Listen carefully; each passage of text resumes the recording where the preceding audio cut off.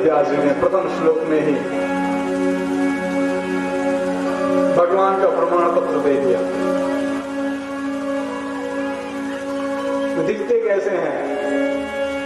सच्चिदानंद रूपाय, सच्चिद आनंद स्वरूप है।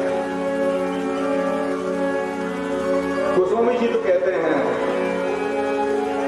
सत कहिए जो बिन से नाही, सत कहिए जो बिन से नाही, चित चैतन्य अमल घट माही, चित चैतन्य अमल घट माही, आनंद घट घट करे आनंदा, आनंद घट घट करे आनंदा, साधो नाम सच्चिदानंदा, साधो नाम सच्चिदानंदा, साधो नाम सच्चिदानंदा, साधो नाम सच्चिदानंदा।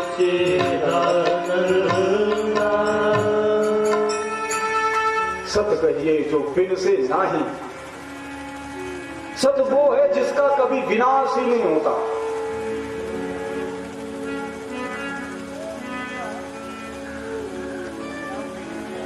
अकालावादित त्रिकालीन सत्य, जिसका न कभी परिवर्तन होता है न कभी विनाश होता है, वो सत है। और वो सत्य कोई और नहीं है, साक्षात सत्स्वरूप मेरे गोविंद है। क्यों? जब कृष्ण अवतार में गर्भ में आते हैं तो देव ही स्तुति करते हैं, सत्य व्रतम सत्य परंत्र सत्यम, सत्यस्य योनिं निहतिं च दत्ते, सत्यस्य सत्य मृत सत्य नेत्रम, सत्यात्मकं त्वां शरणं प्रपन्ना। सत सत सत सत करके संबोधित करते हैं, क्योंकि सत कोई और नहीं है, मेरे गोविंद का ही स्वरूप है सत।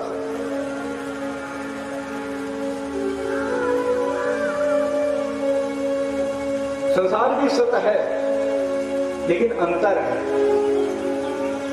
ये सत्य अपरिवर्तनशील सत्य है और संसार परिवर्तनशील सत्य है।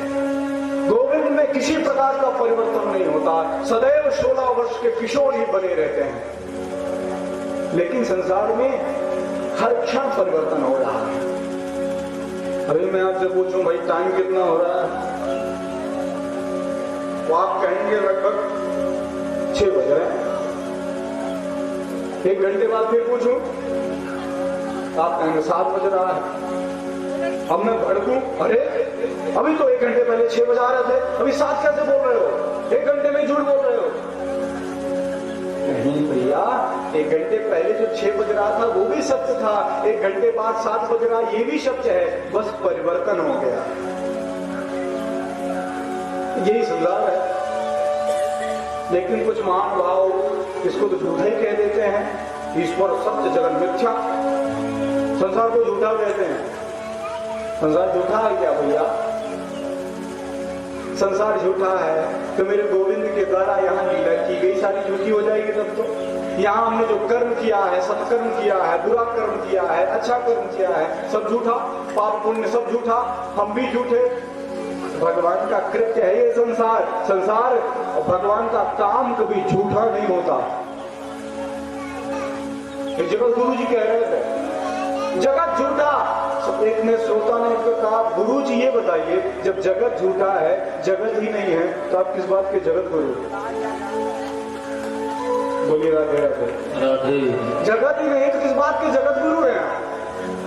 तो संसार झूठा नहीं है, संसार सत परमात्मा के ही स्वरूप है, बस उसमें परिवर्तन होता है, परमात्मा में परिवर्तन नहीं होता।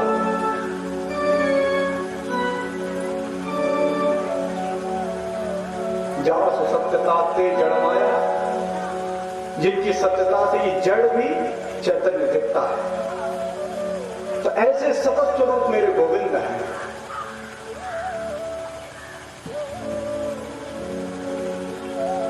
अगला स्वरूप चित्त।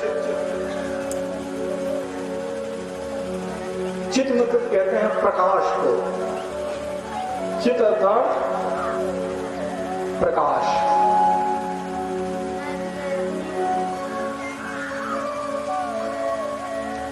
परमात्मा प्रकाश स्वरूप है। जिनकी चैतन्यता से, जिनके प्रकाश से संपूर्ण संसार प्रकाशित दिखता है, चैतन्यवान दिखता है, चित्त स्वरूप दिखता है, वही प्रभु चित्त स्वरूप प्रत्येक घट में चित्त के रूप में व्याप्त हैं, इसलिए हम भी चैतन्य दिखते हैं। वही जब परमात्मा चित्त रूप से निकल करके बाहर चला जाता है, ये शरीर मर जाता है। जब परोक्ष रूप से हम भी परमात्मा से ही सीधे प्रेम और स्नेह करते हैं। हम जिस व्यक्ति से प्रेम कर रहे हैं उसके अंदर जब तक चैतन्यता है तब तक ही वो प्रेम व्याप्त है। जब वो चैतन्य रूपी परमात्मा निकल जाता है, हमारा संबंध ही उस शरीर को जला देता है, भस्म कर देता है। अब कोई नाता नहीं। क्यों? भैया उसी से प्रेम करते थे, क्यों जला रहे हो? बोले उसमें जिससे प्रेम करते थे वो नहीं रहा। तो वो चित्त रूप मेरे गोविंद ही है और कोई नहीं।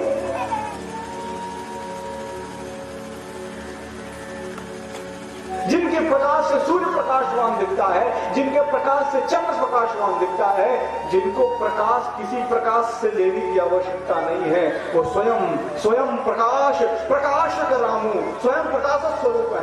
ऐसे हैं मेरे गोविंद चित्त स्वरूप।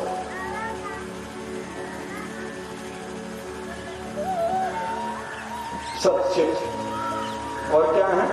आनंद स्वरूप है।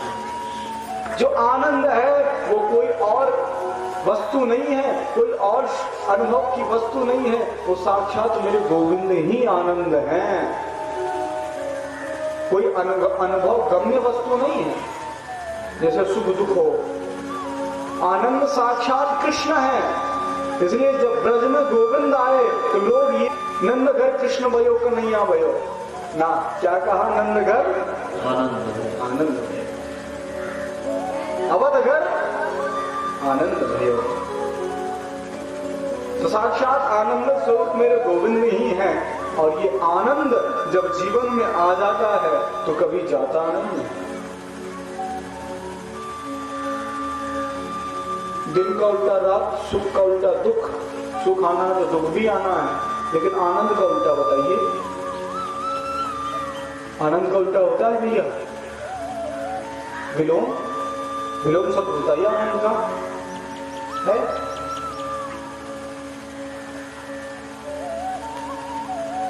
आनंद का उल्टा होता ही नहीं है।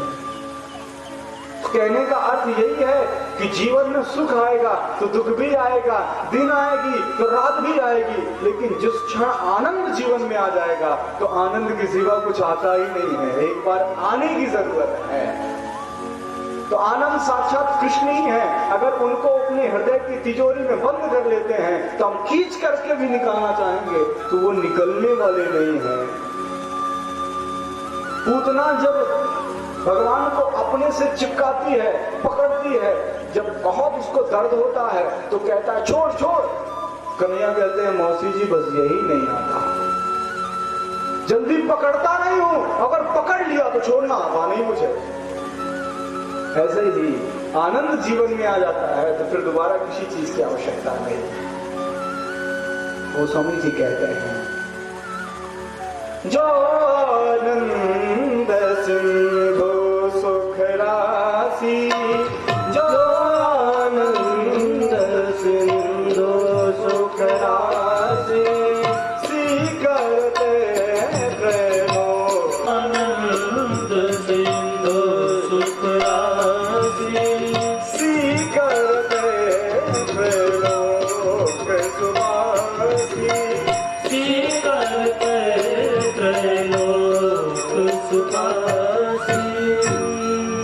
जो आनंद सिंधु सुख राशि डुबोई और सीख में जितना आनंद आया वो संसार पे छिड़क दिया।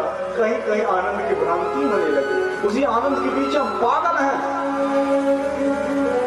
हम वस्तुओं में जो है सुख देखते हैं, इसको प्राप्त कर ले तो सुख मिल जाए, इस संबंध को स्थापित कर ले तो सुख मिल जाए, घर, वैभव, संपत्ति, यश, कीर्ति हो जाए तो सुख हो जाए। तो क्या आपको मिला सुख? भाई किस किस को मिला ये सबसे बताइए थोड़ा। कच्चा घर था, पक्का हो गया, सुख मिला नहीं।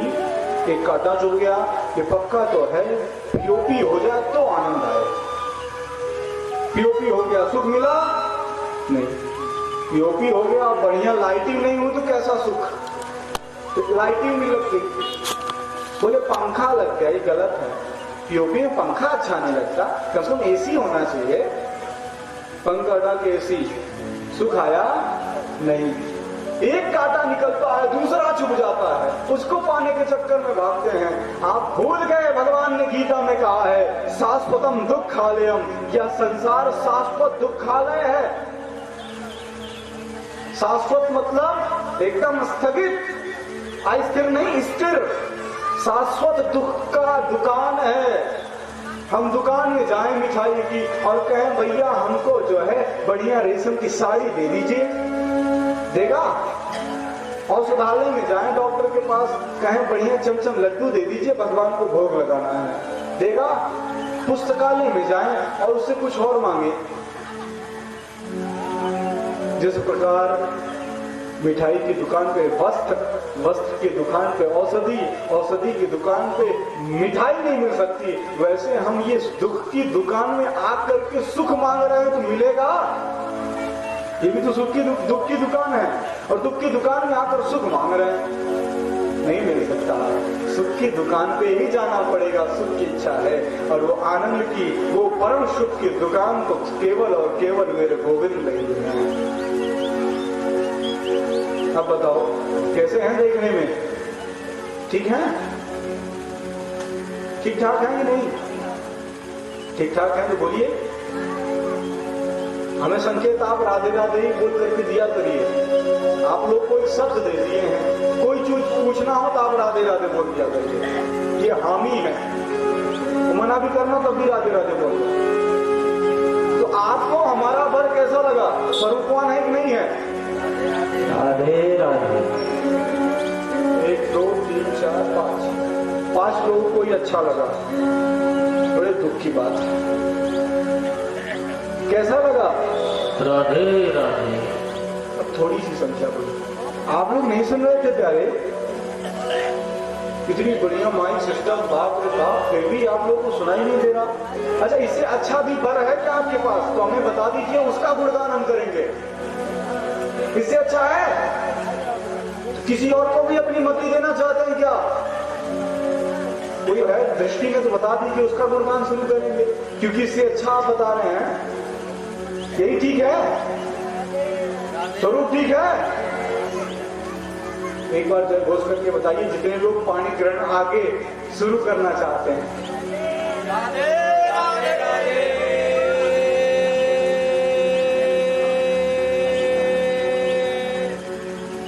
राधे राधे। ठीक, स्वरूप ठीक है?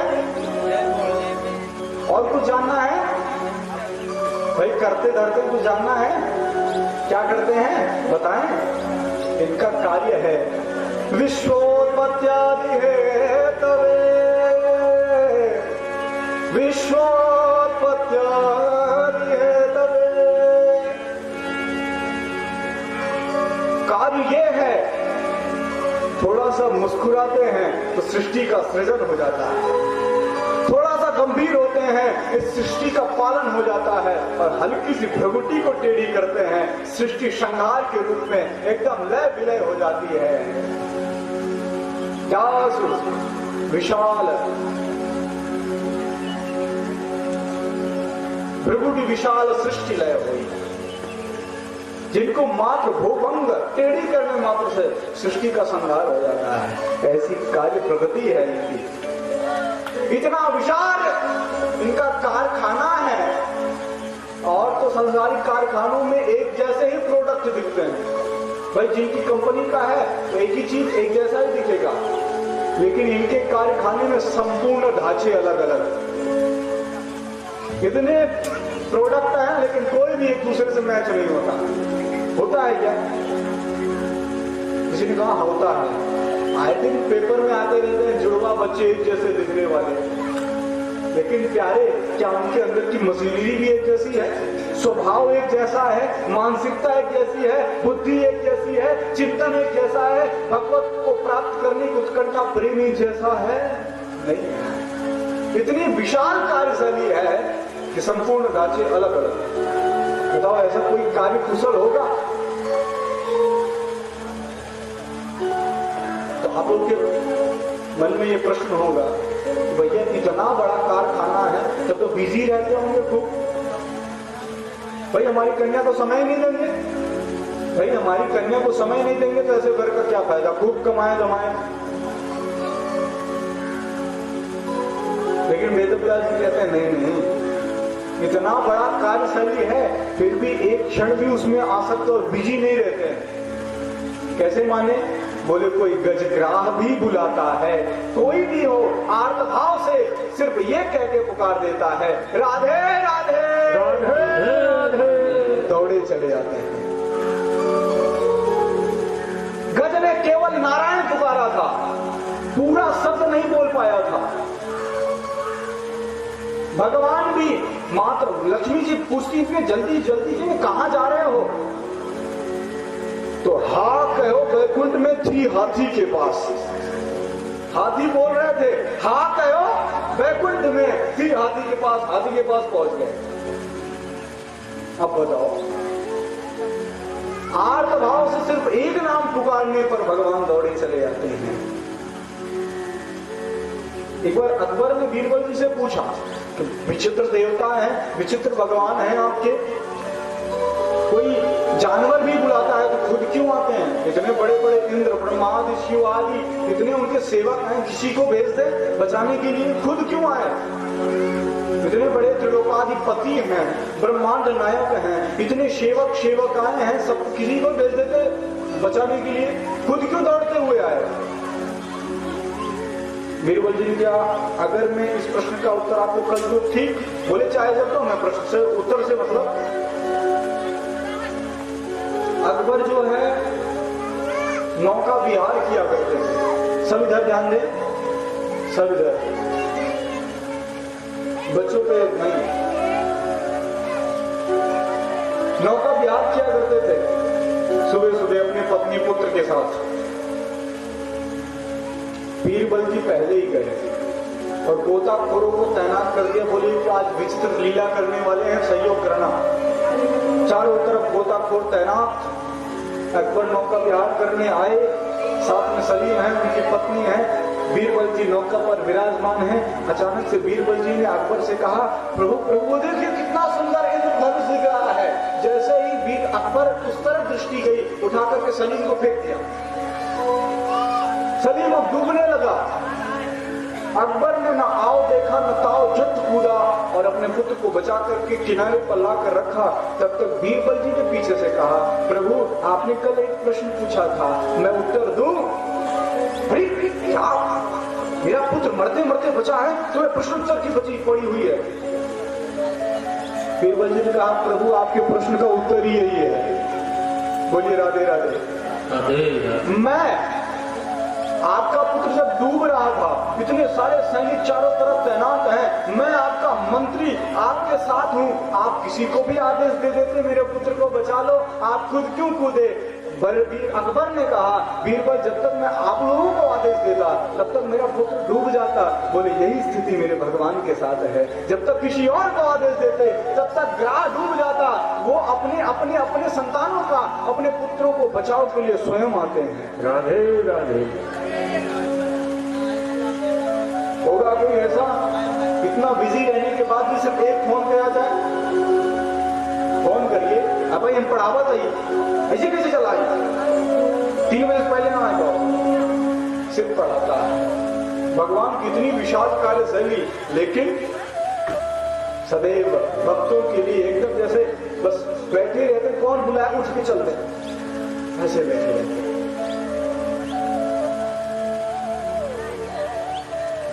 और लेश मात्र भी सृष्टि में आसक्त नहीं होते हैं। अगर हम अपने बल से एक घर भी तैयार कर देते हैं, एक सुंदर, लेकिन मेरे गोविंद तो ऐसे रहते हैं जैसे कोई बच्चे समुद्र के किनारे जाएं और बालू का घर बनाए, बहुत मेहनत से बनाते हैं। कोई छू भी देता है तो रोने झगड़ने के लिए तैनात हो जाते हैं, लेकिन जैसे ही पीछे से आवाज आई, चलो बेटा टाइम हो गया घर जाने का, एक दूसरे का अपने आप ही लात मार घुसा मार फोड़ फाड़ के चले जाते हैं। ऐसे ही मेरे गोविंद खेल ही खेल में तैयार करते हैं और खेल ही खेल में बिगाड़ भी देते हैं, थोड़ी सी भी आसक्ति नहीं होती। विश्वोत्पत्त्या अब बताओ कार्य ठीक है? मूड़ी लाने तो मैंने लिखा था, कार्य ठीक है? जय राधे। कुछ लोग संकोच कर रहे हैं, अब किस बात का संकोच से पूछ लिया जाए, कोई देख लेगा। श्रद्धेय अतुल कृष्ण शास्त्री जी के चैनल को सब्सक्राइब कर बेल आइकन दबाएं।